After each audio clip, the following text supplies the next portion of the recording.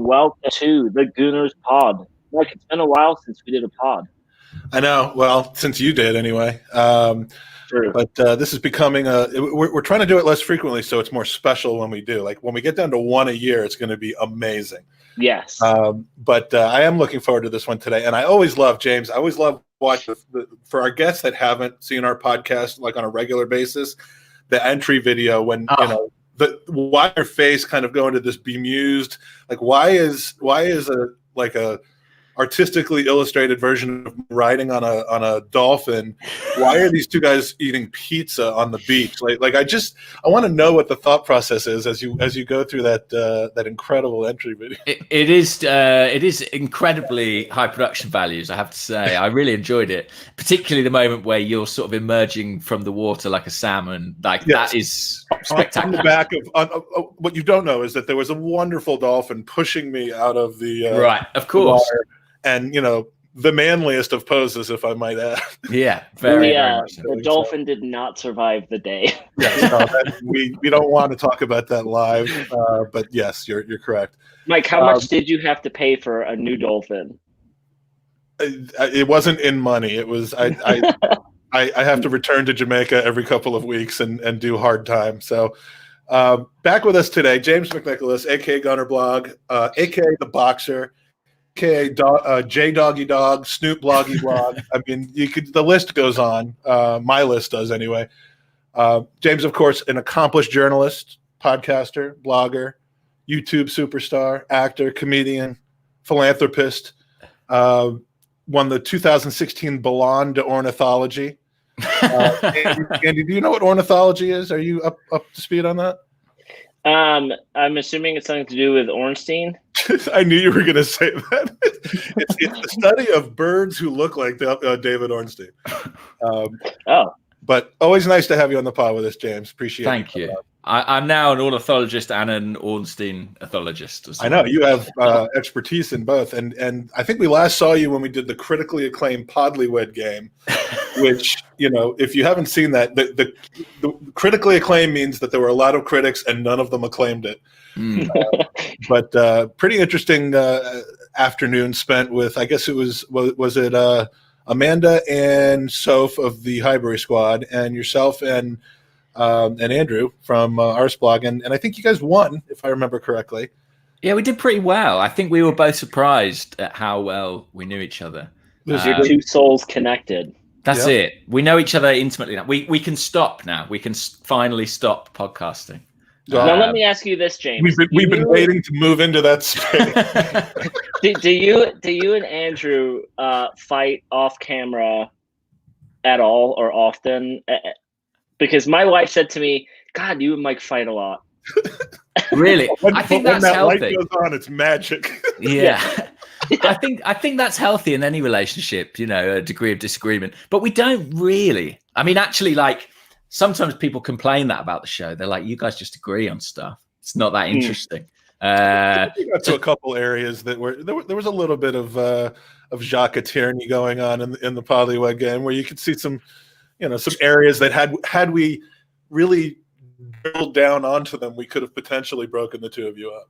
Listen, maybe you should do it sometime. You could, as you say, you could move into the vacated space. Because we're the first in line for that, I know. So you've been busy cranking out a prolific stream of features for Athletic. I don't know if it's the international break, if you're just extraordinarily creative right now, but you've been writing AF, which is what I like to call it. The last 2 weeks, you've written or co-written pieces on our young midfielder Smith, on Mikel Arteta, future Arsenal owner Matthew Flamini, a surreal piece on the transfer saga of Andre Arshavin, which we will talk a little bit about, and culminating with the magnum opus with Amy and David Ornstein about the Kroenkes, which we will definitely spend some time on today. So, we try to be less of a panel kind of game review show and more of an interview-based format. So we'll spend most of our time on that, but we do kind of have to spend a few minutes on something that's starting to feel a little bit like a shift under the lead of Mikel Arteta in the last couple of weeks, culminating with a second consecutive, I think, fairly shit performance against Leeds. So let's spend a few minutes talking about the game, and we'll play this little thing that is way outdated at this point. Our goal, Mike, should be to only have players that used to play for Arsenal in Right. those images. Yeah, I'm no surprised. current players. Yeah. I'm surprised Obama replaced with a Nelka or something like that to make it more relevant. Thank you, Kevin, for joining us. Kevin's in the last few pods supporting us. We appreciate that, Kev.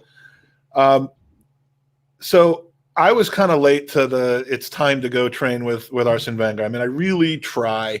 I really, really do try. And it just became clear ultimately that his players were not responding.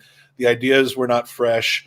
And, it kind of had to end. And, with Unai Emery, I wanted to give it every bit of 2 years, maybe even more before judging his effectiveness. But at some point, again, the players just clearly didn't respect him. They didn't understand him logistically, linguistically, footballistically. And then you just saw signs that they were quitting on him. So, I've been known as being gullible, as being over-trusting, as being fat, worse than a Bellerin throw-in. But I kind of wanted to believe that Mikel Arteta was changing the culture, that he was, there was this sea change going on where the group of players he was going to turn into winners. He was going to add pieces, get rid of pieces, and it was just going to kind of transform. But aside from our performances on the pitch the last couple of weeks, we've got William thumbing his nose at protocol and going to Dubai. We've got him starting in the starting 11. We've got training ground bus-ups and leaks that clearly aren't making Arteta happy. We've got Pepe basically just deciding that he, finally gets in the starting lineup and wants to take a few weeks off. It's just a few months from the FA Cup win, and suddenly we have a dressing room that's kind of not doing the things Arteta wants him to do. What do you see is going on, James? I mean, is he losing this team? Is this the beginning of that happening for him? I really hope not. And I don't think so right now, but I can see why you would ask the question, and I think the performances have been really disjointed. I think there are things in the squad that suggest maybe discipline isn't quite what it was. I mean, I saw a stat since Mikel Arteta took over as manager, Arsenal have had 5 sendings off. The nearest Premier League team has 3. So there's discipline issues on the field. There's been some discipline issues off the field as well. And I think Louise until yesterday, though. I mean, he's about 90% of that. To be fair, I'm sure he would have managed to be sent off yesterday had he been available, but he was obviously busy with his newborn child. But I am concerned because I think you always want the movement to be forward. You want the trajectory to be positive, and it just feels like we're slightly slipping back at the moment. And if I genuinely think if you take a performance like the Leeds one or maybe the Aston Villa one and you swap out Mikel Arteta for Unai Emery, I don't know if anyone blinks an eye, really. I don't know if anyone, and I suspect people would probably take to it somewhat less kindly given the amount of positive sentiment there was towards Emery as opposed to Arteta. So I think it is concerning. I think he's really into, I never want to call it the first test because I think the first test was the first day he walked in the door. What he inherited was so difficult. And then, of course, he had the pandemic and everything that came along with that. He has had test after test, really. But we are into another challenge in Mikel Arteta's nascent career. And I think it's a serious one at this point because now it looks like not only does he have to convince the squad of everything he's doing, but there are just rumblings of discontent among the fan base. And of course, like the stadium's empty at the moment. We're not going to see that, come to the fore in quite the same fashion, but it is out there. And I think a big part of that is that people aren't enjoying watching the team. What else is there to do in lockdown, but, enjoy yourself. And if we can't enjoy watching Arsenal, it's going to lead to some pretty searching questions. Yeah. And Andy, I'm willing to accept performance, languishing, the fact that we may not have the right players yet, the fact that they may not understand the system, it might. I mean, I'm patient when that comes to play, but the discipline things, it's the man management I thought was on par, was well above par with Arteta. I thought that was the biggest difference between him and Emery. But just cascading number of things that are seemingly happening all at once. Maybe 6 months goes by and the team is back in line and everybody understands the program. But right now it just seems to be an escalating issue. Well, the performances are one thing, but the disarray is another. like as James said, like the dumpster fire that he walked into, he had to fix was just massive, and he's done that. And we talked to, like, there was a group chat the KroenkeTalk have in a WhatsApp group of how he's improving players. Right, we're going into matches not thinking, oh, it's Liverpool, we're going to lose 5-6-0. Like, we're still going in confident. And yeah, the last couple, probably month and a half, it hasn't looked great. But like any professional sporting franchise is going to have training ground bust ups between players. There's a lot of testosterone. They're around each other quite a bit. We're living in this world of pandemic. So it happens, right? And I think Ceballos refuting it really quickly was him just saying, it could have been nothing. It could have just simply been just two guys going at each other very quickly, and then it's over, right? The Willian leaving and then starting is bizarre because we've seen with Guendouzi that Arteta's not going to fuck about when it comes to players who are not falling in line. So maybe him going to Dubai, maybe there's something else there, because I just don't understand how he goes so hard on Guendouzi but then allows Willian to start if he did break protocol when we've got other players like Nelson on the bench who could step in. So I don't think, there's rumors that he's losing the dressing room. I don't think any of that is true.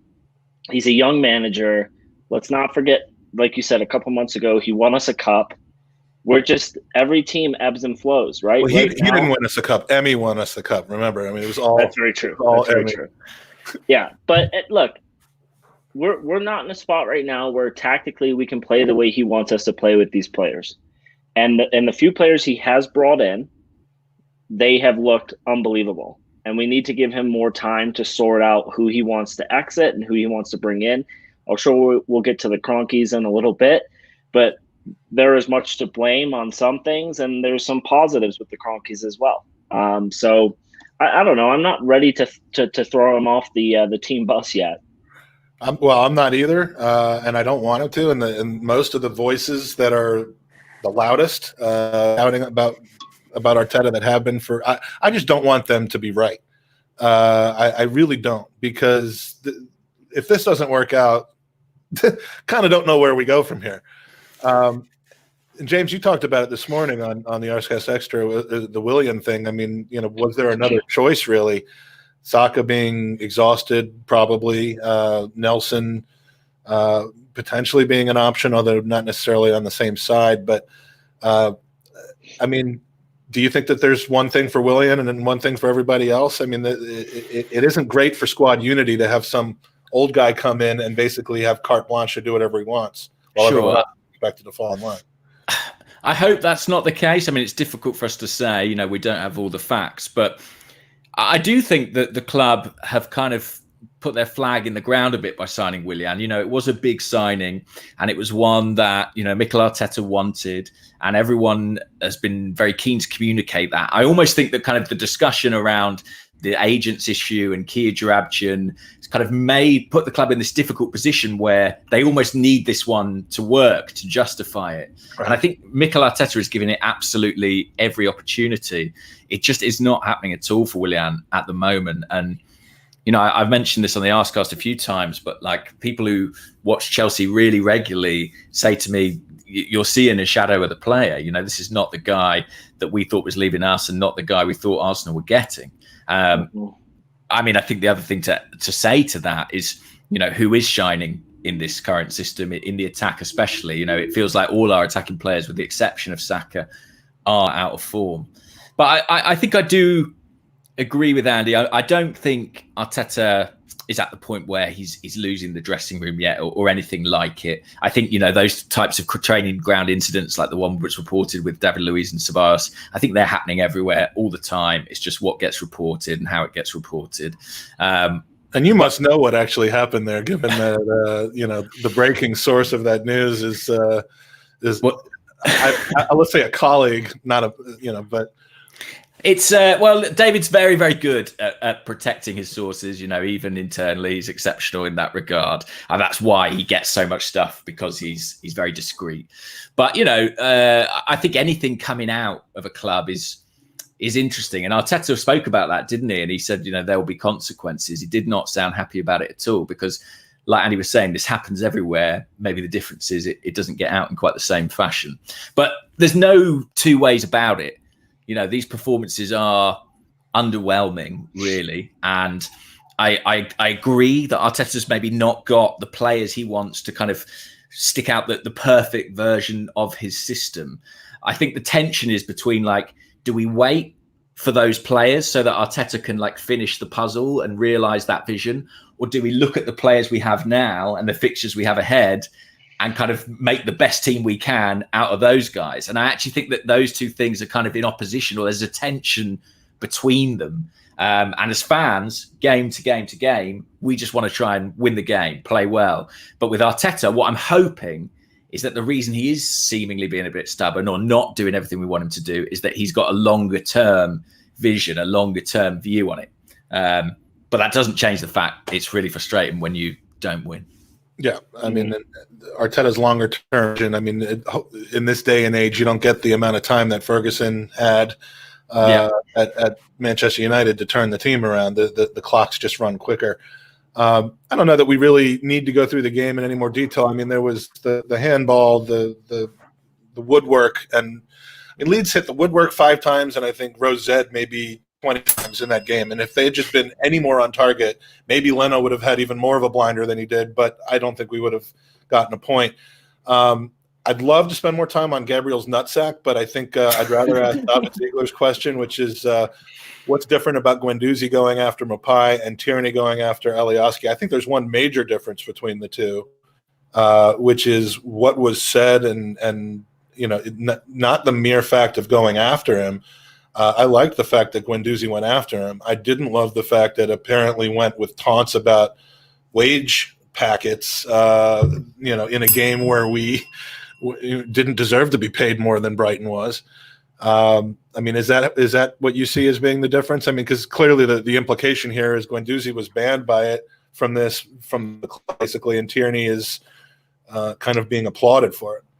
I thought Guendouzi had some training ground bust-ups and had some words of disagreement with Arteta, and that was ultimately.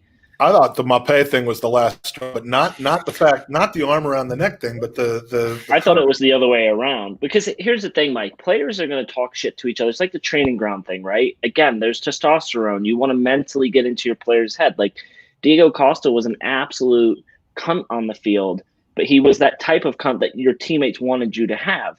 So there's no for me, what Guendouzi and he wrote a book on Brighton, different types of cunts. Yeah. but for me, what he did in the match, was it kind of bullshit that he called out player wages? Sure, but if that's mentally an area where he knows he can get an upper hand, whatever, things are going to be said. Keep it. He wasn't racially abusing anyone. He wasn't saying anything about someone's mother. So at the end of the day, he's just talking shit. For me, the difference between the two is honestly, Xhaka was in the middle to tell Tierney, go to the fucking locker room before you get yourself suspended, right? And people were up in arms because him and Alioski were hugging and smiling.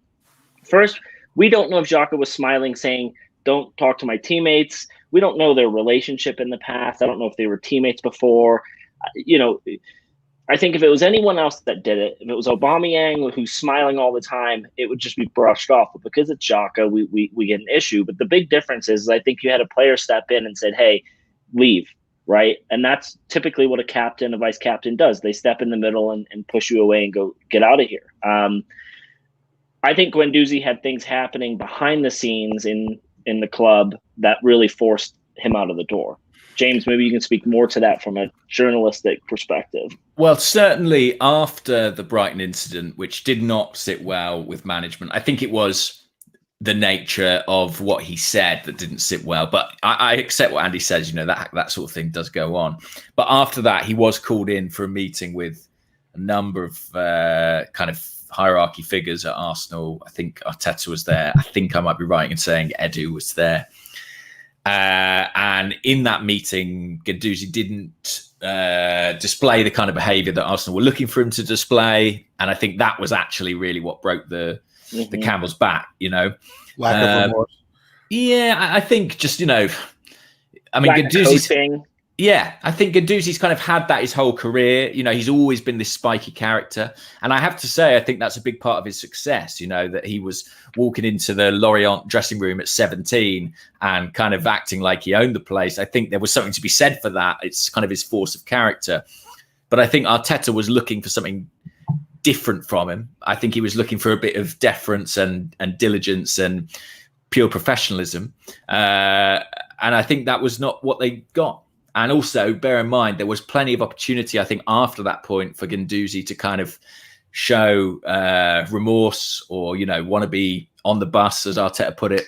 And that didn't really happen. And so from that point on, I think the relationship was impossible.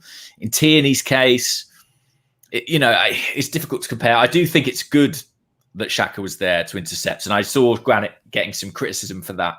But that's not my opinion. I think that we don't know what was going on. And ultimately, the last thing Arsenal need is another suspension, right? Another red card. So as much as I kind of like it as a fan, that behaviour, I also like it, someone like Xhaka stepping in. And, a lot of people you speak to around the club, they do say armband or no armband, he's kind of the captain in that dressing room. And that's, his responsibility. And what you want to see really from someone like that. Yeah. And the fact that Tierney basically just was like, okay, see ya. He didn't even question it. It was just kind of like he gave it a little bit more thought and just went, no, it's not worth it. So you also have to look at I do truly think this, whatever the meeting was between Guendouzi and those upper management, however he reacted to it, whatever he said to them, that was them bringing him in to coach him through this, saying, you're young, listen to us, we've been there, done that. And I'm sorry, but if it was just Arteta and Edu in the meeting, those are two of their careers are just etched in stone, right? 90% of the players in the world would want their two careers. So if you've got those two players sitting down saying, we just listen to us, if his reaction to that was go fuck yourself, that's why he's not at the club. Yeah. I don't think it's anything to do with the Brighton situation. That was probably just the tipping point of okay, now we really need to coach you on this. So I would have loved to have been a fly on the wall in the dressing room after that game, though. We've seen on the Spurs and the Leeds and all the other Amazon Prime things when they come back in afterwards, and it's a pretty interesting insight. I'm not saying I want our insight to be on there for display for everybody else. I would have liked to have seen what it was like yesterday, see whether Tierney and Xhaka had a go at each other, whether there was a discussion at all, whether everyone just packs up their stuff and goes home. That would have been one to be on the wall for. But I want to make sure to leave a lot of time for these articles, because I'm fascinating. I've mentioned to you before, The Athletic, to me, not to be too much of a kiss ass, but the level of journalism and the in-depth look at things beyond just reporting on games is fantastic. And not just for football either, but I primarily look at it for football. The first thing, the Andrei Arshavin story. What I remember of Andrei Arshavin, the first time I saw him in 2008 was in the Euros, having his breakout campaign. I understand, he had a pretty good season for Zenit that season as well. But, and then that all-night saga in January, February, where we didn't know whether we had signed him, if the facts had gone through or whatever. But this story, if you haven't read it, read it. It's got mystery. It's got suspense. It's got Soviet-era surveillance. My favorite part of the article is it had a bunch of Jews, which is, for me, you just put Jews into any article and I'm going to read it. So you hit the quadruple with this one. But without spoiling the article, a few takeaways. Arsene Wenger truly was probably the only world football figure who actually gave a shit about tapping up rules. Yeah. You get, consistently they're wanting Arsene Wenger to talk to Andrei Arshavin. He's like, no, cannot do that. He's under contract. And I'm like, I thought that was just kind of like a, let's act like he doesn't do this. But to his detriment, he didn't tap up players, did he? No, absolutely not. And Andre himself, I think, wanted to meet Wenger. I think it was during the Euros, because Wenger was there commentating for French television. And Arsene, as much as he admired the player, just wouldn't do it. They eventually did meet in the December with written permission from Zenit. Written permission. Arsenal really played by the rules, and it was predominantly Arsene Wenger, Ken Fryer, who was negotiating that deal. Ivan Gazidis joined, I think, at the 1st of January, the month that Arshavin signed, but he had quite a loose involvement because he was so new in the job. And you're right to point out it connects up a kind of distant Jewish family, and they get involved in the deal. It's a crazy story. It's a story that I started pursuing just out of curiosity, and every person I spoke to that was involved, it got crazier and crazier and crazier, and the article got longer and longer and longer. What's the turnaround time from idea to publish? I mean, is it a year? Is it 6 months with that? And I mean, a lot of that was talking to lawyers. I mean, if that's the version of the article that got out, imagine the unlegaled version. I just want to know, and lie to me if you have to, but I feel like you write something like this, like one of those police crime dramas where there's the wall with all the pictures and the Post-it notes, the stickers, and the lines drawn between the pieces of string because there's literally that level of kind of intrigue in this particular article. It was a bit like that, and because there's quite a lot in the article about the difficulty of getting Arshavin out of Russia because he was so popular there, and Zenit, a Putin's club, and he was his favorite player, and Zenit are owned by Gazprom, this huge corporation, and with big political power. And so there's a lot in it about kind of the politics of trying to get him out of the country and how people weren't necessarily happy about it. And I have to tell you that during the sort of research for the piece, I probably spoke to 3 or 4 people who all said to me, you should be careful what you write, and sort of said, you need to tread carefully around Russia and around certain people. And, we did take some precautions legally, and we left certain names out or disguised certain things. But if I disappear anytime soon, there could be a number of reasons for that. We could, you've written another article potentially result in your disappearance immediately after that, and let's get to that. I mean, I'm a process guy. I'm fascinated. The Kroenke article. So you, Lawrence, big fan of Amy Lawrence and David Ornstein, who maybe someday will be lucky enough to get on the podcast. But I need to understand the process. So you guys, hopefully you have like a triangle table, and you just sit at the table and you pass the paper and the pen, and each one of you does a sentence. And we see how it ends. Yeah. It's like you don't see the finished product. You keep moving the cover down. I mean, do you tackle from a different perspective? Like I'll take the Denver people, I'll take without anything that's confidential or revealing source or anything. How does that come together? I think it's fascinating. Well, we've done a few of these big kind of reads together as a trio. We did one about McNicholas, for example, and we did one about Freddie Ljungberg. It tends to work quite well for big profiles, and you're not a million miles away. It generally will start with a meeting where we'll kind of have a hit list of people we want to talk to. And sometimes there'll be people we have pre-existing relationships with, so it will make sense for me to speak to somebody, or Amy to speak to somebody, or David. And other times it will be like, well, I think I might be able to get to this person, or so we kind of divide and conquer on that side. We have our conversations, we kind of decide and discover almost what the themes of the piece are going to be. And then when it comes to the writing, again, it's a bit more of sort of division responsibility. It's not so high tech. We have a Google Doc, we share it, it gets hacked out. But with this Kroenke piece in particular, it was genuinely a really interesting process, because I have to say the only brief we were given was the Kroenkes. That was it. Our editor was like, no one has done like a big in-depth read on the Kroenke's ownership of Arsenal. Let's do it. And we went into it kind of blind, not really knowing what we would discover or what we would find out.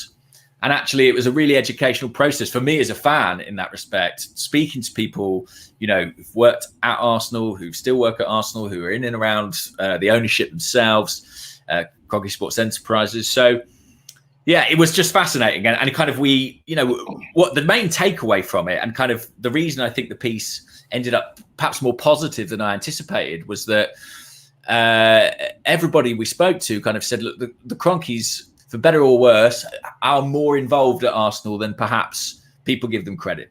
And that was really heartening for me and encouraging. I don't think anyone can make the case that they've been universally successful in their involvement, and I think there are still a lot of problems, but just the degree of involvement especially since they took full ownership in 2018. I do think that's kind of a sea change moment in their story with Arsenal. And it's been a crazy couple of years since then. And I think it was just very interesting to kind of lay out the chronology of that, try and find some kind of logic to some of the decisions that have been taken, and try to think about where that might go moving forward. So just to clarify, this was something that you as a trio and the Athletic decided to embark upon. This was not something where the club reached out and says, we want to. I mean, that's not that unrealistic. No. Andy and I have seen the Kroenke, the machine in action, and he surveils them from inside. That's why he lives in Denver. Actually, Andy is right. He's a spy on the ground. He's building the tunnel that goes into the thing. So it wasn't that way around, I have to say, and. It's very interesting and frustrating, I would say, as a journalist, when you write something that you just genuinely try to provide as much detail as possible. And I have to be honest, like, it was really interesting because the Athletic's a US facing site, and this was a very Arsenal centric article. A lot of the comments and stuff, the below the line stuff, was people who are like, Rams fans or Rapids fans who are, for different reasons, like really frustrated and incensed in some ways by the Kroenkes. And, there were some accusations about, is this a PR piece or a puff piece or something like that? The word puff piece were being thrown out a lot. And so just to jump in, I mean, I saw one of the comments come up then about the Kroenke's boat. And a lot of people quoted that because we said, Stan's got a really nice boat.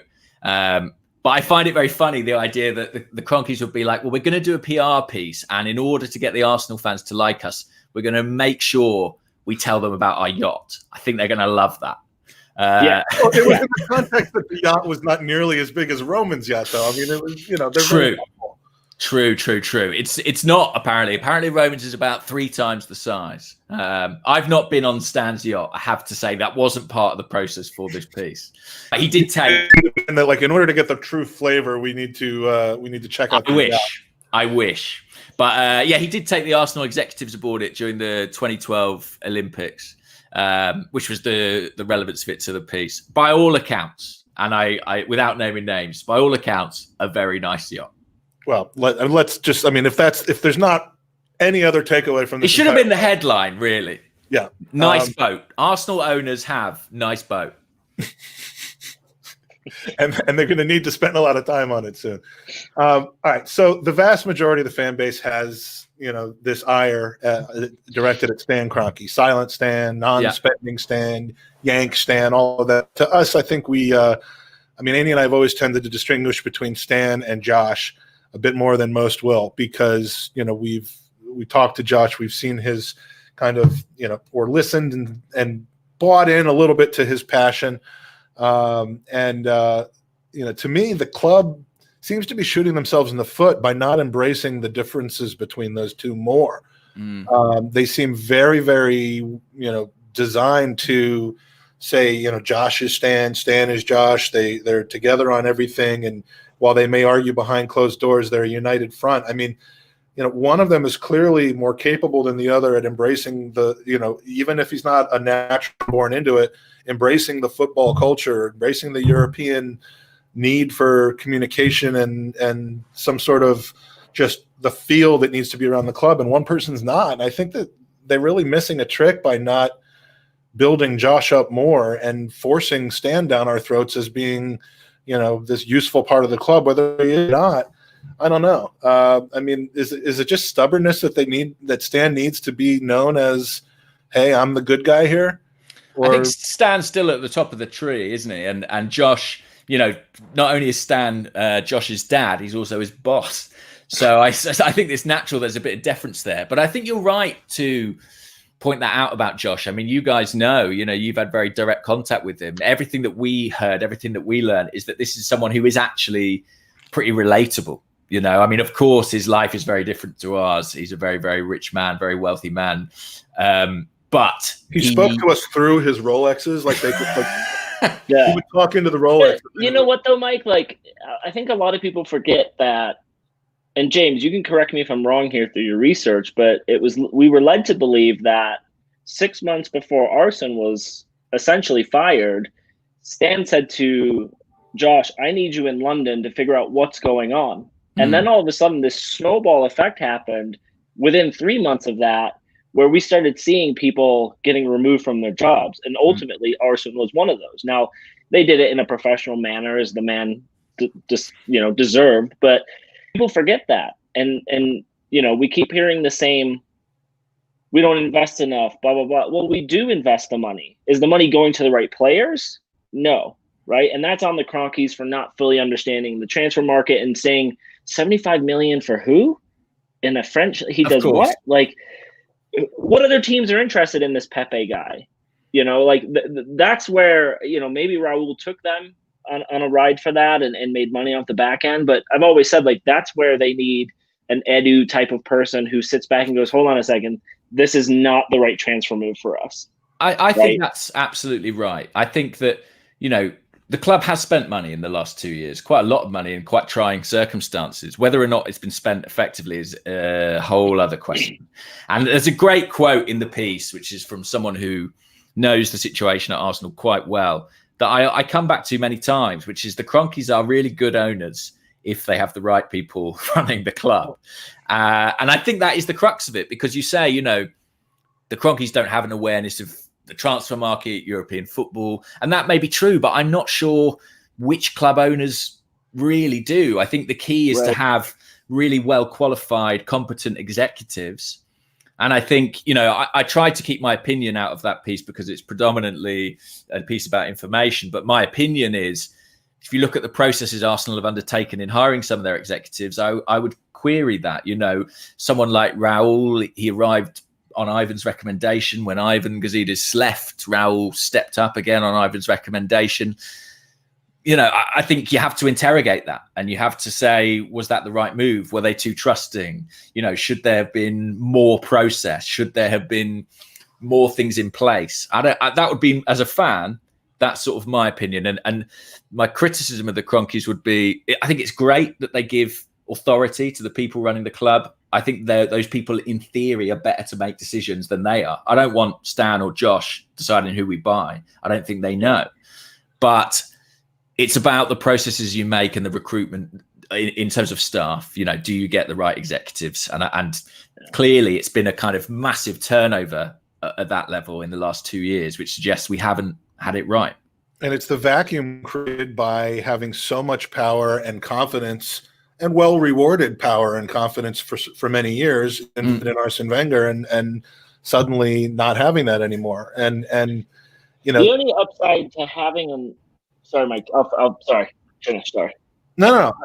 I was just going to say that John Henry and Tom Werner up in Liverpool, you'd have to assume they've got about the same level of football acumen as Stan and Josh Kroenke do.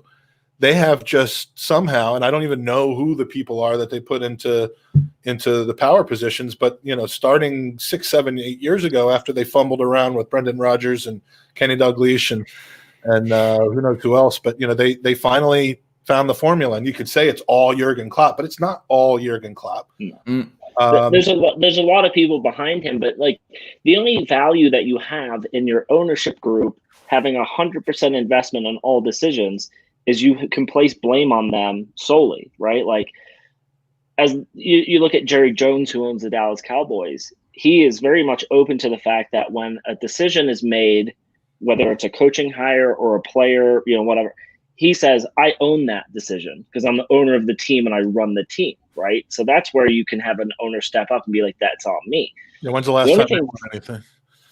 Exactly, right? So that's a lot on him. But for me, I think the Kroenkes failed at putting too much trust in Ivan, putting too much trust in Raul, and just having too much naivety around the players that we were buying. Every Arsenal fan could have stepped in and said, 75 million for a winger when we don't need it, that money should go elsewhere.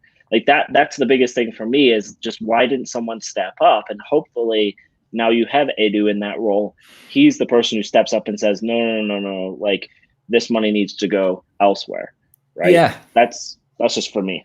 That's one of the themes as well, I think, that kind of comes out in the piece, is that you know, there were kind of points where it talks about, you know, maybe the ownership querying certain decisions, you know, whether that was spending in summer of 2018 or whether or not they should buy Pepe or renewing David Luiz's contract or signing Cedric and Pablo Mari. You know, the sense we have is that the ownership were a bit like, something's not quite right here, but our modus operandi is we back our executives, therefore we'll do it. And it's like that, I suppose, is a little bit of where the tension comes in. It's like, you know, sure, you back your executives, but at a certain point, alarm bells have to ring. And they did eventually. You know, look, there's been change. Sanye's gone and the club has been remodeled, but it was maybe a little bit too late. And that, I think, is something else that I would level at the Kroenkes, is that sometimes they do make quite positive decisions or positive changes, but in quite a lot of occasions, it feels like it's too late. So, for example, Tim Lewis coming onto the board, having someone on the ground who's incredibly well trusted by Stan and Josh, but also knows Arsenal intimately, is able to be there, you know, week in, week out, to get to know staff, to ask questions that people won't answer Josh when he asks, or that they'll kind of, you know, fudge the answers. That's great, but why only now? You know, you could say maybe we needed that before. And I hope that that's sort of one of the lessons that they're learning, because I think clearly there has been a learning curve.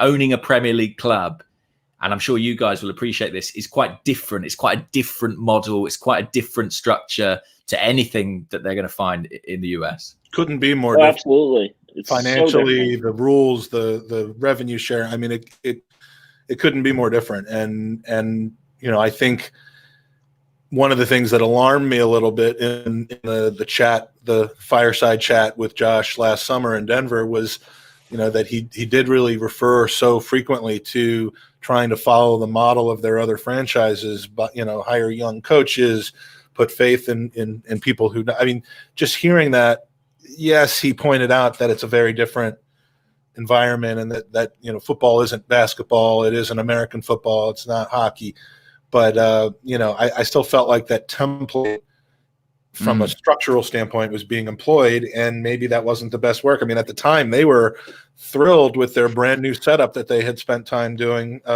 you know, of Raul, Vinay, and Unai Emery, and this was how we were going forward, and you know, felt good at the time. Now, just a year later, you know, he's gone, Raul's gone, Sven's gone, Ken Fryer's gone, Sir Chips is gone, Freddie's gone, Huss is gone. Gunnar Soros is gone, the original one. It's some list. Yeah, I mean, I had like 15 or 16 people who were with the club over the last 3 or 4 years, and only, you know, and 2 dinosaurs, and there's only 4 left. So, you know, I just don't know how they keep making what seem like decisions, and then you know, you can point to them and point to a number of individual scenarios that we're just never going to work out. 3 years for Willian. It looked dubious at the time, and it looks awfully dubious now. It does, but also you have to look at the bigger picture of where we are as a club, right? We didn't have the ability to spend money on a lot of players, and he came on a free. So when you put yourself into the scenario of like Pablo Mari, for example, very little for a position we really needed, right? So got him on loan for arguably nothing, with a signing on fee later down the road. Like we're just trying to plug the puzzle with pieces that might work. But when you plug them with too many pieces, like Willian and Cedric on 2 long-term contract that are likely to go beyond their usefulness, you start to jam up your ability to really come out of the Ozil contract with buying hold on a power second. Cedric played 1 match for us at the beginning of the season. Everyone said he was the next coming of Christ. So, you know, pump the brakes here. But so, like, the operational mindset of the Kroenkes, though, because you see it at every franchise, is they put in a general manager and or leader of the team that has either been an ex-player with the club or someone who has been in a player mold, right? So LA Rams have Les Snead, who came through basically as a scout player. I think he was player personnel at one club. Right. The app, you've got Sakic, who is an absolute legend, right? For those who don't know the Avalanche, he's essentially the Thierry Henry of the Avalanche, and the guy doesn't make a wrong decision. It appears like every decision he makes is gold. And so they're looking at that formula being like, it's working elsewhere. It's got to work at Arsenal. And they're just and that they do for us. Well, maybe, you just got to figure out what that formula is.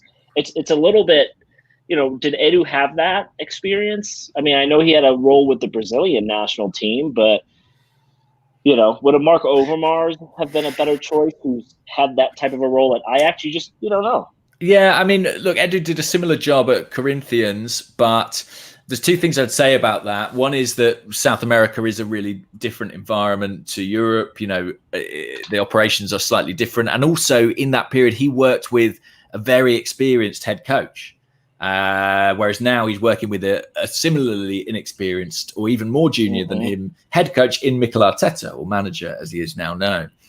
I think one of the things when you talk about Willian, you talk about this summer, I think that the story that hasn't been quite told is quite how chaotic this summer was for Arsenal. And I think it's one of those things where you look at the signings we got at the end of the window and it's a bit like a swan, It's like, wow, we got Partey, it all looks all right. But underneath, I think the shit was hitting the fan a bit. And I think the clearest example of that is, say, the William Saliba situation. Yeah, where you've got a situation where a player wasn't registered for competition. They believed they were going to get him loaned out, and it just didn't happen. From what we understand, it was purely down to the focus having to be elsewhere and a slight lack of manpower and paperwork and things like that.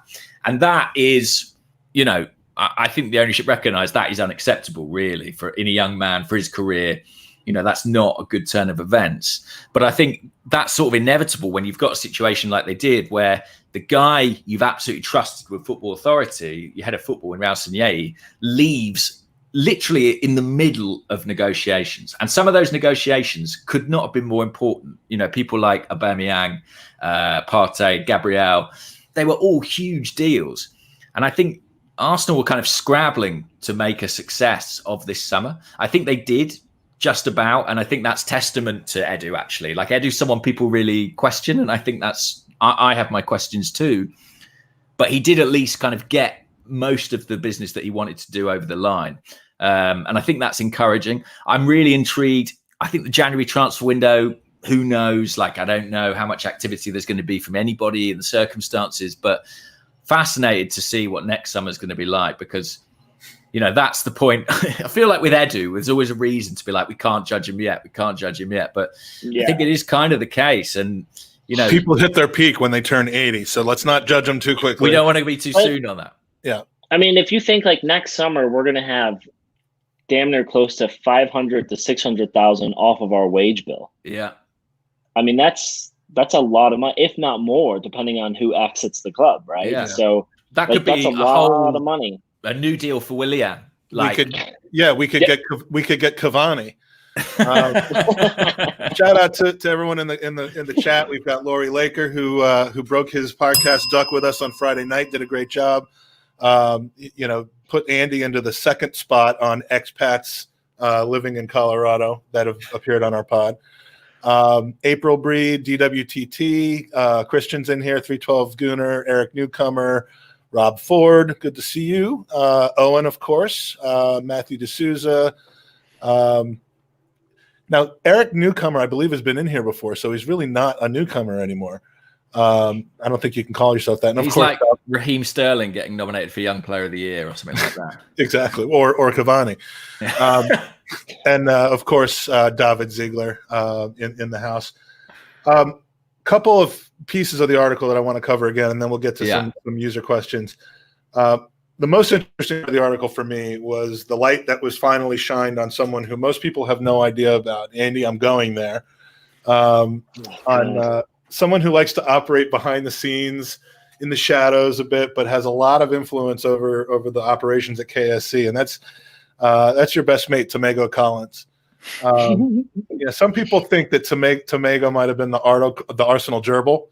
I have it on good authority that he wasn't, but there was a lot of rumors about that.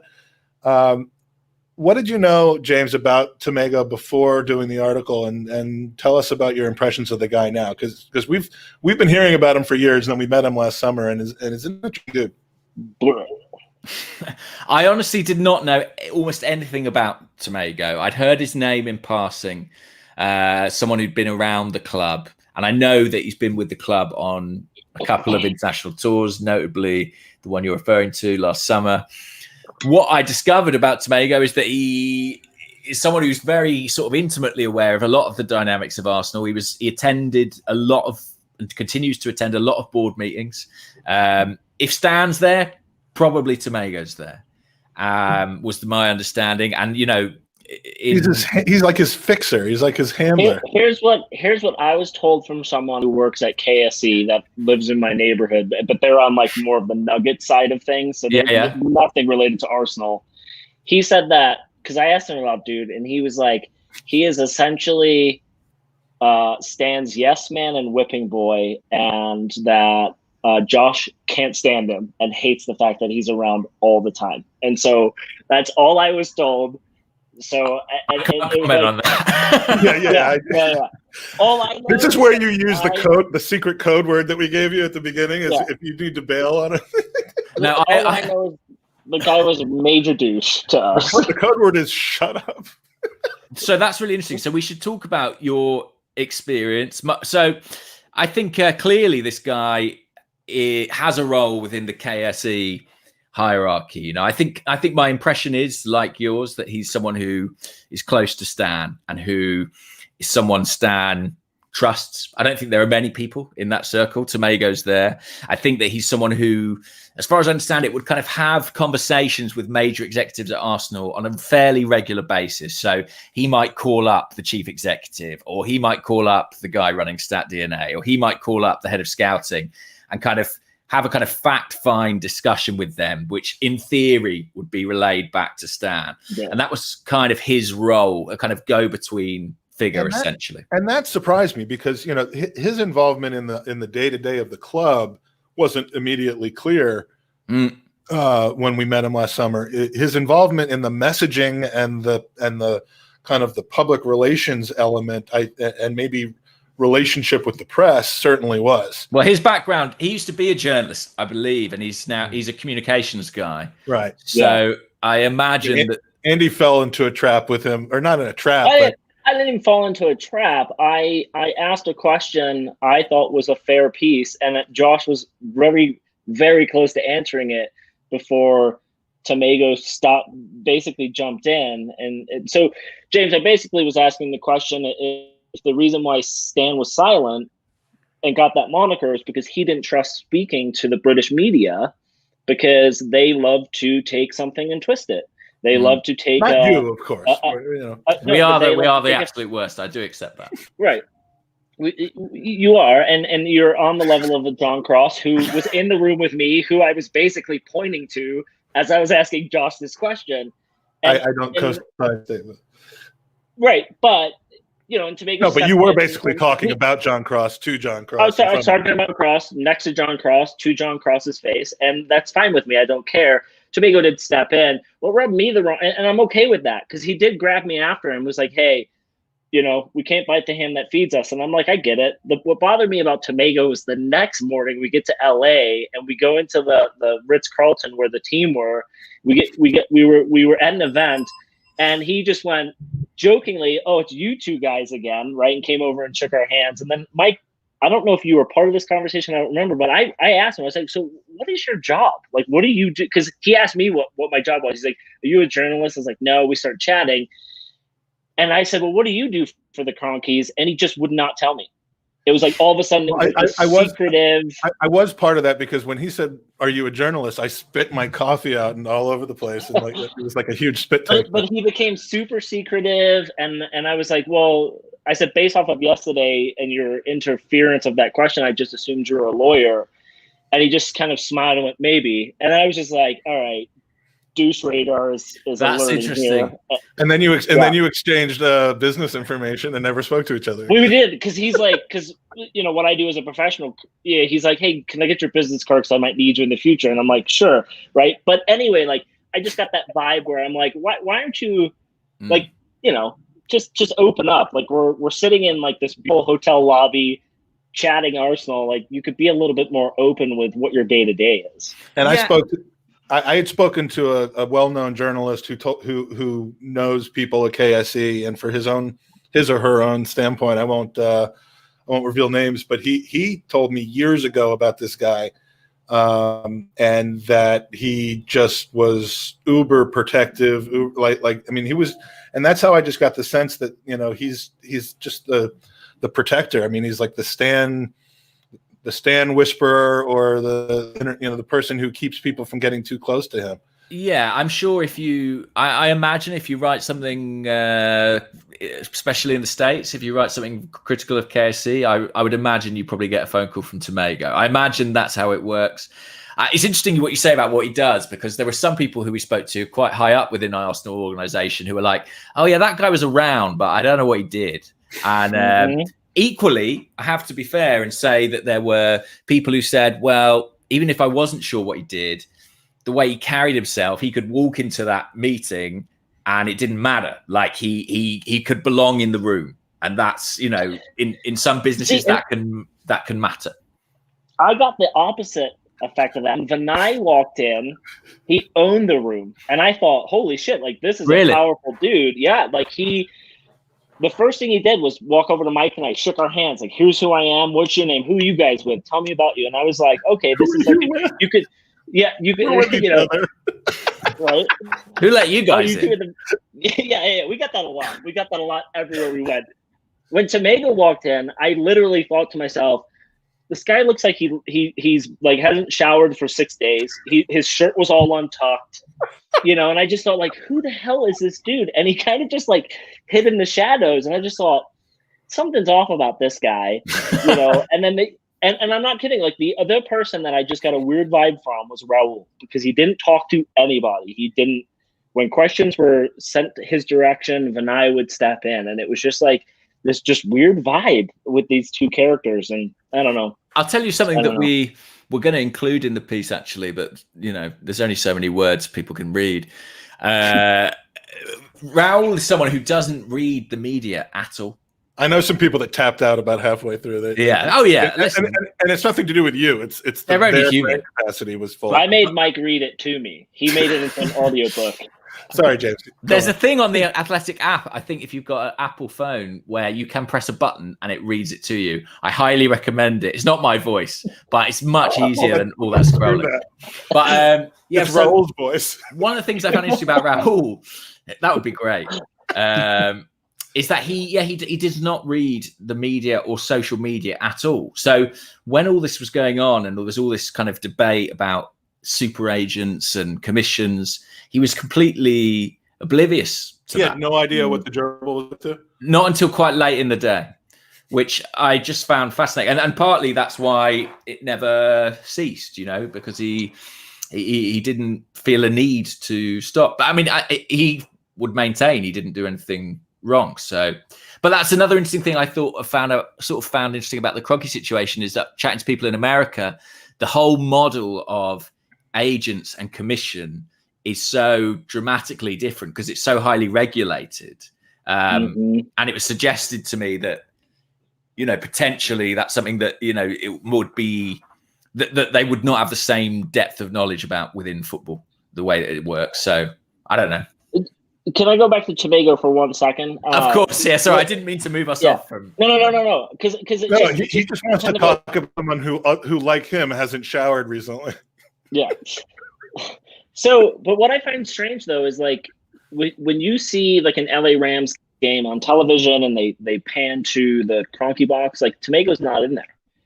When I go to Avalanche games, like, my season ticket is essentially next to where KSE have their conference rooms and their offices, right? So a lot of their executives, bar the Kroenkes, because they just have an elevator going up to their suite, are walking around, and you never see him with them. Now, I can't say I go to a lot of Nuggets games, but that's just, he seems to be an Arsenal-related character, but you don't see him at other events. So I'm just curious if he is sole, like, bridge between Arsenal and the Kroenkes, or if it's for all sports. That's really interesting, and I have to say I'm not sure, because I was so Arsenal focused in this piece that that's not a conversation that I had really. But that is a really interesting one. I mean, it's also interesting that he's been, at least publicly, so anonymous at Arsenal. Not a name fans have been aware of or been talking about.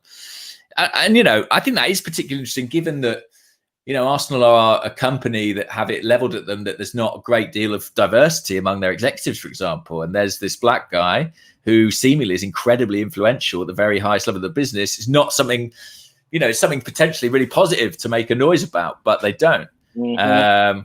I don't know. It's a fascinating one. And it's one that I think is about the particular relationship between KSE and Arsenal. Do you know what I mean? Those two entities. He seems to be a bit of a bridge. And I'm fascinated that you guys kind of had that contact with him. And did you get the sense that he was someone who was kind of minding Josh a bit? Yes. Yeah. I didn't get that sense. I got that sense that he was minding him in that interview because it was such a short notice thing.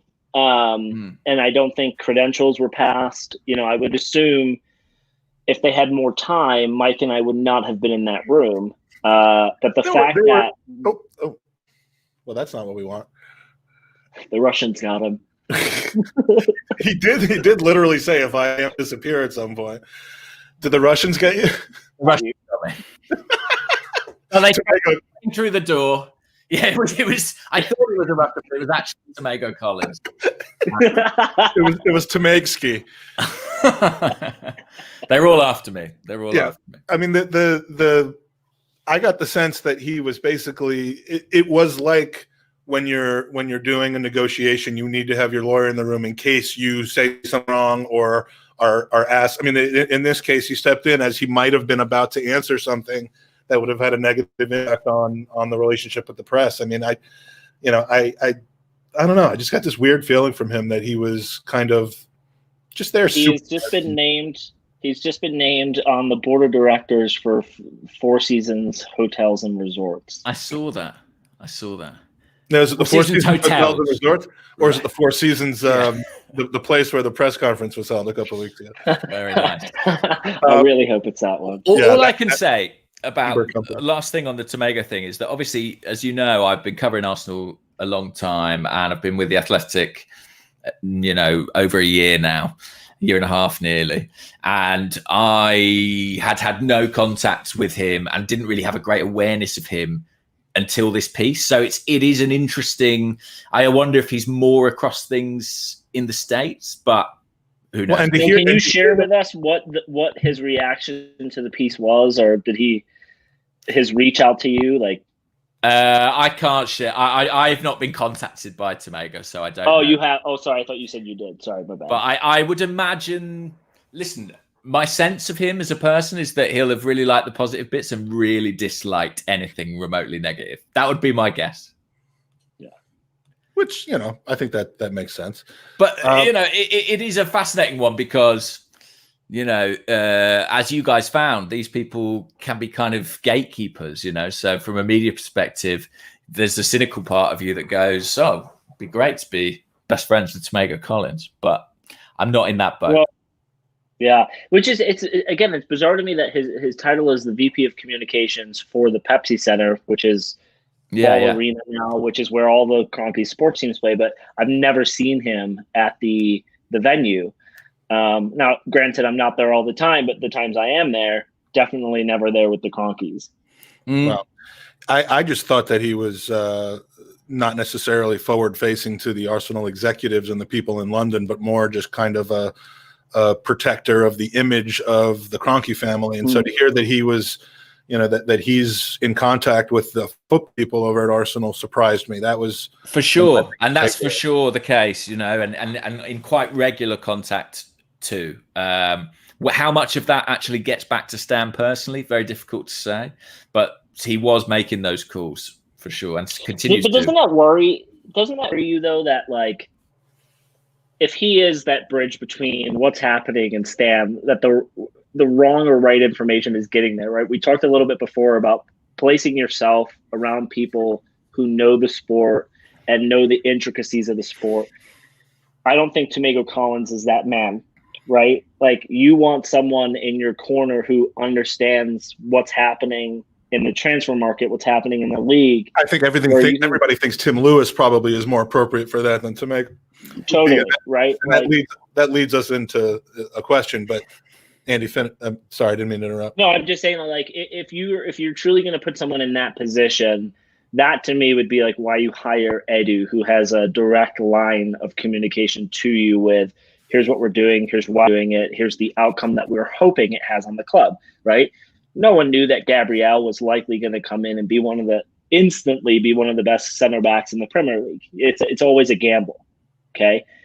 But you're at least giving the vision of here's what our goal is. Right? Tomago. You know who knew that doesn't know where the fuck Lille is. He doesn't know where Lille is. I'm sorry, but like that's just not. No, he doesn't. No, he doesn't, Mike. How could you say that? Just because of his suit and whether it was tucked or not doesn't mean a person knows about Lille and doesn't know about Lille. He doesn't even know. Never tucked my shirt in, and I know about Lille. The only reason you don't tell someone what your job is because you don't know what your job is, or you're a spy. Maybe you're a spy. Or I was gonna say, or you're the guy who kills people, and you're not schmoozing with folk in the lobby of Four Seasons or Ritz-Carlton Hotel. Well, if that's your job. Maybe that was the deal that he closed that day because it was at the Four Seasons that. No, we were at the Ritz. That's true. It was at the Ritz. Okay, and enough name dropping of hotel chains. Mass Gunner asks, "What do you think of Tim Lewis as a person and how good he will be for the club?" I mean, it's a really interesting question because you make a good point. You know, do you want someone like Tomago to be the link between those two entities? But it's not just Tomago. It's important to say that there is a direct relationship between chief executive and the ownership, and between, to an extent, even now between the manager and the ownership. You know, there's a personal relationship between Josh and Mikel, and that I think is really positive. You've got the board as well. One of the interesting things was finding out that someone like Lord Harris, who's been on the board for quite a while, and I had sort of put in the kind of, Peter Hillwood, Chips Keswick category of sort of old posh boy, not that involved, but he seemingly seems like someone that would be from Peckham. Right. Yeah, indeed. Well, he is. And he's like the king of Peckham, isn't he? And he... you might ask how a guy like me would know anything about Peckham. Just, sure. Real, but, people can surprise you.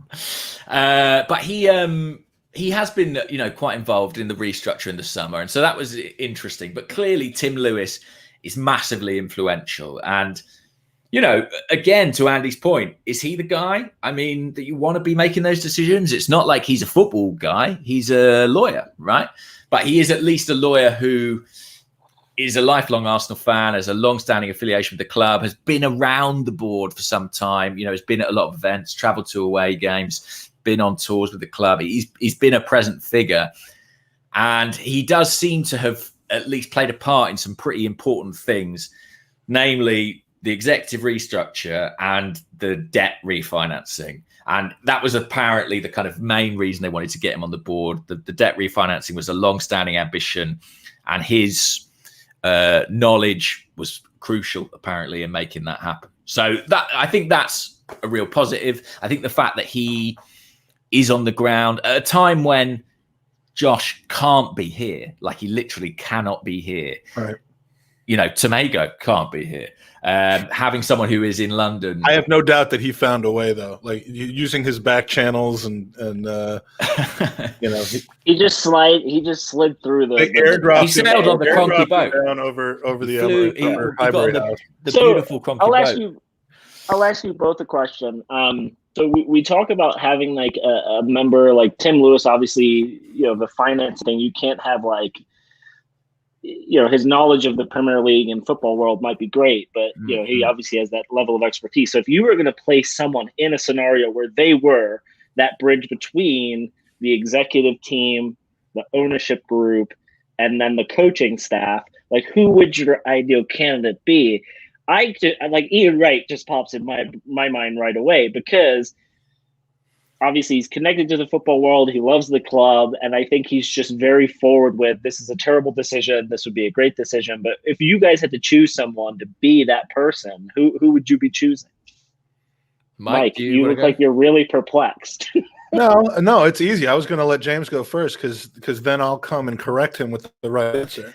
Okay, so what James. What I'll say is that the chairman and the previous board kind of made a suggestion for this, and it was David O'Leary, who's someone who, has a long-standing affiliation with the club and has worked in management, knows a lot of people in football. Another suggestion from the gerbil. Yeah, there you go. Another sign of the gerbil's influence. I mean, I kind of think there's a potential case that the best person to do that job has another job at FIFA at the moment. Like, I think, there's been a lot of problems to it, but in a way, kind of the ethics and the principles. He had time to write a book. He could probably do the job at Arsenal. He could do 2 times. I mean, yeah, the ethics, the principles, the football knowledge, the network of Arsene Wenger has its appeal. I don't think it'll ever happen, but it'll be interesting. I don't think it'll ever happen because I feel like, and Mike, before you get to your answer, I feel like Arteta at some point in his life has accidentally called Arsene Dad. And so would he would just never disagree with him and he would just do what the man says. Yeah. Who do you think, Mike? It's got to be Fremy. It's got to be Frimpong. I mean, there's Frimpong? to me, it's Frimpong or Frimpong. Hey, I've got another suggestion actually, which is a guy who gets sort of quite widely, I'm going to say, mocked in football circles and sort of slightly sneered at. But bear with me, Tony Adams. I was thinking him. He rebuilt he built a club from the ground up in Azerbaijan. And I know it's a very different thing, but he went there and sort of was a technical director and he built an academy, he built a stadium. He did a kind of technical director job in Granada. And he's someone who actually, because he's run his charity, Sporting Chance, like I think he understands the kind of executive role relatively well. And I think it's much more suited to his temperament than management. I don't know. I'm just throwing a name out, but I do think what we're discussing really here is that there is room for someone on the football side at that kind of high level with lots of experience. I will say, on a serious note, someone who who clearly understands the relationship between football clubs, footballers, and supporters, who has a great deal of knowledge about the game, who has some Arsenal credibility and experience. Kevin Campbell be a good out. Involve him in the club somehow. He's too busy podcasting, that guy. I would imagine he can. We'll allow him to not come into the chat on our podcast and devote that time to the Arsenal. But I think he would be a good shout for that. I do think that though. There's, maybe it's not just one person, but maybe there needs to be a group of individuals that you could assign this task of. The whole 89 team comes back and because ultimately your board of directors are in place to make sure financials are correct, to make sure that the vision of the club in the future is they put in the roadmap. But for me, if I was an owner like the Kroenkes, where I wasn't embedded, like one of the reasons Roman Abramovich has done so well is because he knows world football. So when was it Mourinho that signed Hazard? When he comes to him and says, I want to spend a lot of money on this particular player, he doesn't need to go to he's like, oh, great. Yeah, I know who that is. He already has that knowledge. And so I don't know. I just think that it would be cool to see that type of an acknowledgement by the ownership to say, okay, we don't know this world very well, and we have put in people to make decisions, but the bridge between those decision makers and us should be this little pool of players that we say, hey, what are our thoughts here? And maybe it's too many cooks in one kitchen. I don't know. Well, I want to recognize. All I'm saying is that 3 of us figured out how to make Arsenal the next Bayern Munich. Yes, we figured it out. We figured it out. Not right away, but by like January. I want to recognize. We've got some great questions in the chat. James, do you have another 5-6 minutes? Yeah, sure. Okay, I appreciate that. Lori Laker wants to know how your joining the Athletic came about, what's the best part of the work, and how it's impacted your relationship with the club, I guess, both professionally and personally. Reporting on the club as a supporter of the club must be something that where there's a change involved in some way, shape, or form. So I'd love to hear your answer to Lori's question. Yeah, thanks, Laurie. And Laurie, by the way, in the comments was shouting out Bob Wilson for that sort of executive role. And I think that'd be great. I mean, Bob should be more involved with the club. He's such a brilliant person. But Me joining the Athletic happened. So before the Athletic launched in the UK, their US soccer team hired a few freelance writers to do like their initial Premier League stuff. It was kind of like half a dozen people. And I don't mind telling you that actually the person they wanted to do it was Amy. And she said, I'm busy, I've got the Guardian, but I know this guy, James, who will probably be desperate to do this. So, and I hadn't heard of the Athletic, and I, took the call, and, I just sort of had a very casual, commission-based piece for them, relationship where I'd suggest an idea and they'd do it. But it was very infrequent. I was writing like once a month. It was just they were starting that. And then when they launched their UK operation, they did this thing, which you might have heard about, where they kind of hired a load of rooms in a West End hotel in London. And it was kind of a who's who of football journalism, of these people coming for different meetings over this week, I think it was, in kind of the April time before they launched in August. And I remember I went for my meeting, and obviously I had a bit of a relationship with them, so they wanted to keep that going. And as I was leaving my meeting, I saw Oliver Kay going in, who at the time was with the Times, and I was like, oh, okay, they're serious about this kind of thing. And yeah, it's been really good. How has it changed my relationship with the club? I think it's a really tricky one.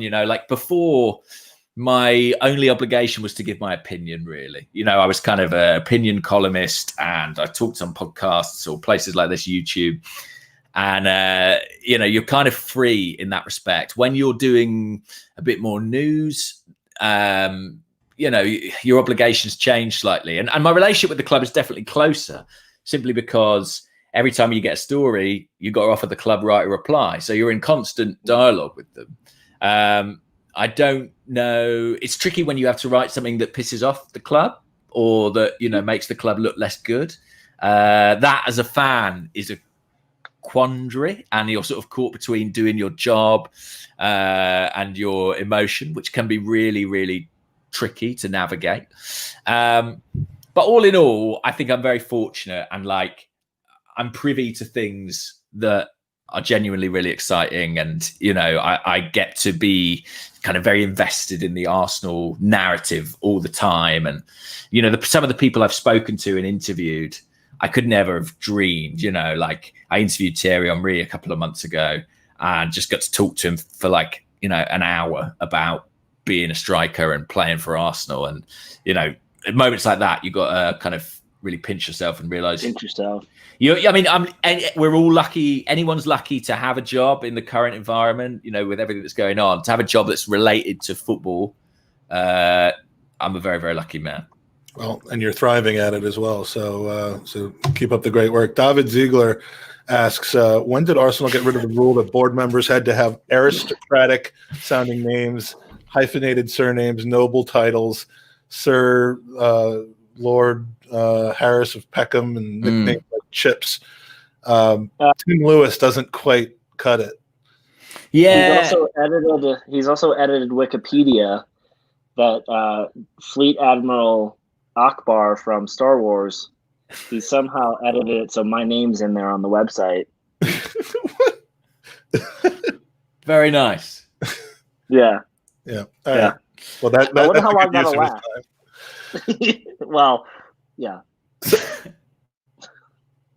Okay. We're going to treat David's question as though it was rhetorical. No. It's interesting though. What do you guys think about this? Because the old Arsenal board was kind of the old Arsenal shareholders.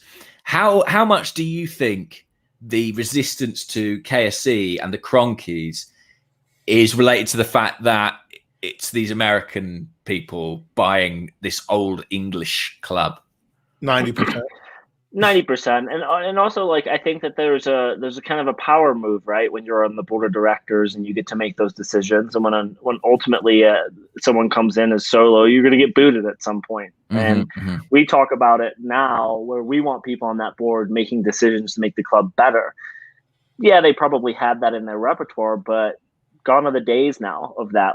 Stan's going to put people on that board that help us move forward as a club, and it's not a tradition anymore, right? Is the board really about football decisions anymore anyway? I mean, like, what is the board really?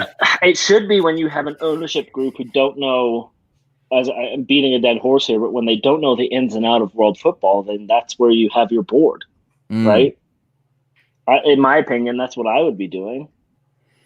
I think that's a good point. I think there is room for more football oversight potentially there. But I am fascinated by that. There's a line in the piece about the FA Cup final in 2005, which I was at. And I remember at the time, Manchester United had just been bought by the Glazers, and all the Arsenal fans were ironically chanting USA, USA, kind of like, look what's happened to you and what won't happen to us, we imagine. And I do think that there is still some of that antipathy that does stem just from the fact that Arsenal were resistant to the idea of foreign ownership, but that is just predominantly the reality of the Premier League now. Yeah, absolutely. Well, one more statement from Laurie about Bob Wilson. Laurie is obsessed with has Bob Wilson pajamas. I don't blame him. The nicest guy, Bob Wilson. And like, if you ever want to, in fact, you should seek it out. There's an episode we did of Handbrake Off where we had Bob Wilson on, and he just tells stories so beautifully about Arsenal. It's genuinely, it's the sort of thing that makes you fall in love with the club all over again. So check that out. Yeah, love talking to the old school guys about time with Arsenal. So romantic. So yeah. Speaking of which, any tips on upcoming articles? We're going to wrap this up. Where can we find you? What are we going to hear from you coming up soon, other than your great work on the Arscast Extra? I mean, there's some cool stuff coming up on The Athletic this week. I'm just having a look what's in the can. Oh, Amy's done a really great interview with an Arsenal legend, I'll say, that's coming out over the weekend. And tomorrow, actually, I think it's probably not giving up too much to say that we've got a really cool piece that also relates to Thierry Henry that's written by Art de Rocher, who joined us really recently and has absolutely hit the ground running. The man understands things about tactics and screen grabs that really blow my mind. So check his stuff out if you're an Athletic subscriber. And if not, just you'll catch me on the Arscast Extra as always. You were going to be doing the old pregame and postgame chat on the Athletic yesterday, and then I hit refresh in the morning and it was gone. What happened with that? Basically, I'm going to ask you the questions that it just said it was shit. Well, it turned into Amy Lawrence, but then she just said one thing, and I was going to take all the ridiculous questions that you didn't answer and bring them up to you today. That would have been really fun. So Amy texted me 2 hours before the game, was like, "Hey, I'm free to do the discussion if you just want to focus on the piece." And I was like, "Great, do it." So it got switched over because it meant that I could spend my time worrying about Nicola Pepe instead of answering people's questions. Which is a great use of your time. Yeah. Instead of asking questions about Nicola Pepe. Yeah, exactly. So what I do, I just go through and read what everyone's talking about and steal that for my piece.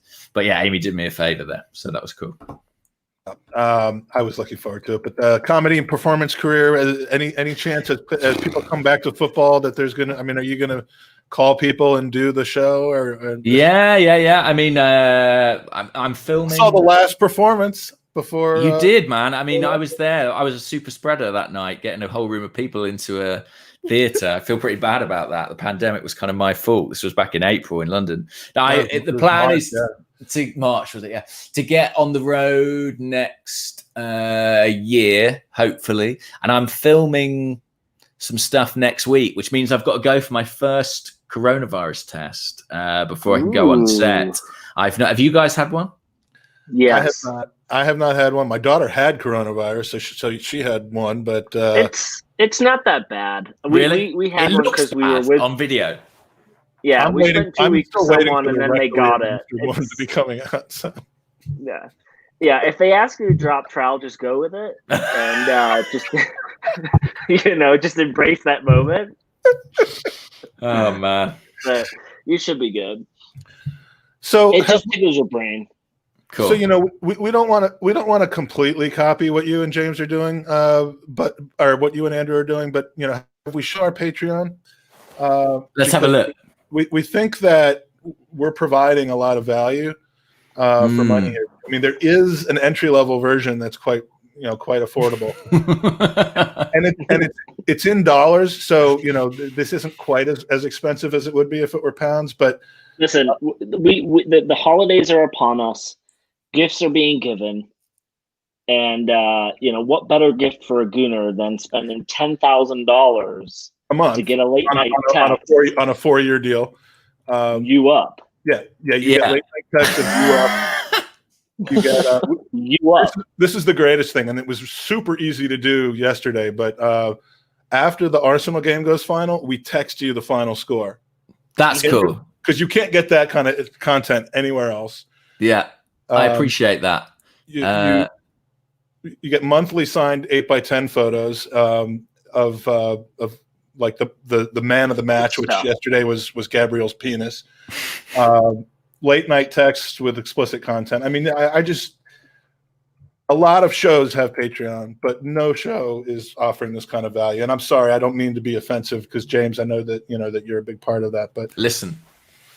That looks like an absolute bargain. There's only one thing where we have to push out our chests and be like, look, we're. Can you zoom in on the T-shirt? The Russians got him. Russians got him too. The Russians got him. Well, if you need to go, this would be a great time for you to log off. I meant to stop sharing the screen and I left the studio, which probably was the big favor to everybody else. But yes, and this is Mike, and this is why Tomago has never invited us back for an interview because of that kind of shithousery that you just pulled. Well, I will say that you'll want to join the Gooners podcast next Wednesday with our special guest, Tomago Collins. Actually, I'm very excited because I believe next Wednesday, when we're back on our regular schedule after Thanksgiving, we will have Ryan Rocastle joining us. Really looking forward to speaking to Ryan. I would love to speak to his dad. He's open to talking about his dad, which I think is great. And I'd love to learn more about what his life has been like. So tune in next Wednesday for that. Friday of this week, 9 p.m. UK will be a preview of the Wolves game, maybe a little bit about the Molde game, which if we can't win that, I don't know what's going on. That'll be with Owen. Listen to Handbrake Off. Subscribe to The Athletic. They got lots of specials going on. It's certainly worth it. And James, as always, we appreciate you spending time with us, just having a chat and talking about our favorite subject, even when it isn't our favorite subject. So hope we haven't gotten you in too much trouble with TC. We'll find out. No, who's going to come first, TC or the Russians? That's the question. Let them race. I'm ready for it. He's just sitting there waiting to be taken off. No, thanks for having me on, guys. Pleasure as always. Really good fun. All right. Cheers, James.